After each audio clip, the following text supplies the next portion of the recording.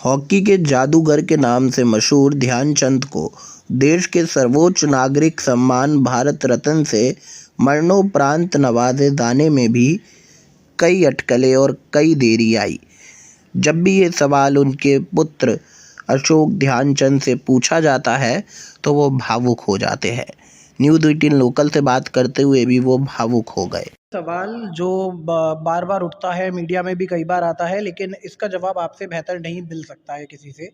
एक major Dhyanchand sir के लिए हमेशा ही भारत रत्न की मांग उठी, खिलाड़ियों से उठी, सरकारों से उठी और कई नए खिलाड़ी भी कहते हैं, लेकिन वो पूरी नहीं हो सकी।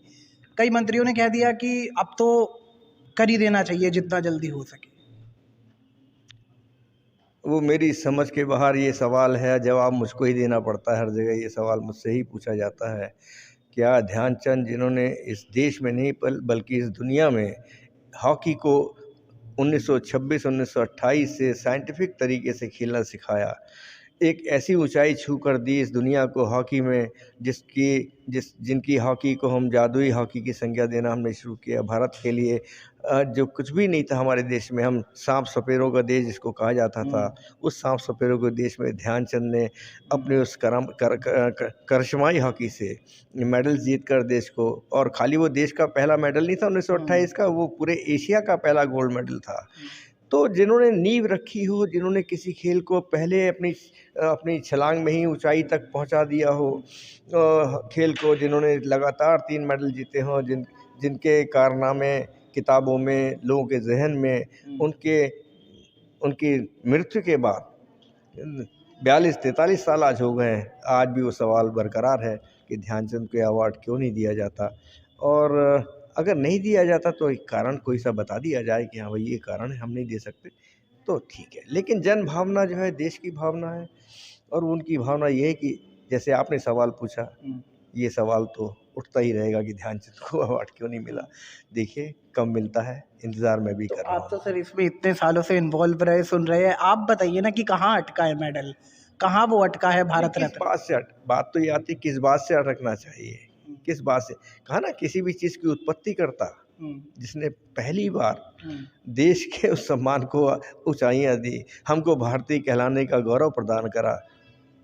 आज़ादी 47 में मिली, लेकिन 1936 में हिटलर के उस मैच में, जब फाइनल मैच है जर्मन के साथ, और ध्यानचंद और उनकी टीम ने 8 गोल मारे, हिटलर 5वें गोल में मैदान छोड़ के चला गया। तो इससे बढ़कर देश और क्या हासिल कर सकता था, जो हम गुलाम के दौर में थे, हम गुलाम थे, पराधीन थे, स्लेव थे। लेकिन उस पराधीनता को भारतीय हॉकी टीम, जो भारत के नाम से ही गई थी, उस टीम ने परास्त कर फिल्म भी दिया। आई थी ना सर, चक दे इंडिया, जिसने हॉकी के प्रति जोश लोगों जोश है, वो तो इस तरह की पिक्चरें बनती रहेंगी और बननी भी चाहिए, जिसमें जोश, प्रेरणा। हम लोग क्या काम करते हैं खेलने के बाद? हम प्रेरणा के ही काम करते हैं कि हमारे उन बातों से, हमारे उन कहानियों से, हमारे अचीवमेंट से हमारे आने वाली जनरेशन इंस्पायर हो, ताकि वो देश के लिए और मेडल्स लेकर आए। तो ध्यानचंद ने तो इतने सारे, जब खेल को ही उन्होंने ईजाद किया, उस वो ऊंचाई दी, सैकड़ों हज़ारों खिलाड़ी इस खेलने में जुड़ गए, और आखिर में हमारे प्रधानमंत्री जी का वो पिछले ओलंपिक में जब जीत कर आने के बाद टी पार्टी होती है, उसमें एक लाइन जो कहते हैं कि जब तक भारत हॉकी में मेडल नहीं जीतता तो ऐसा लगता है कि हमने कुछ जीता नहीं।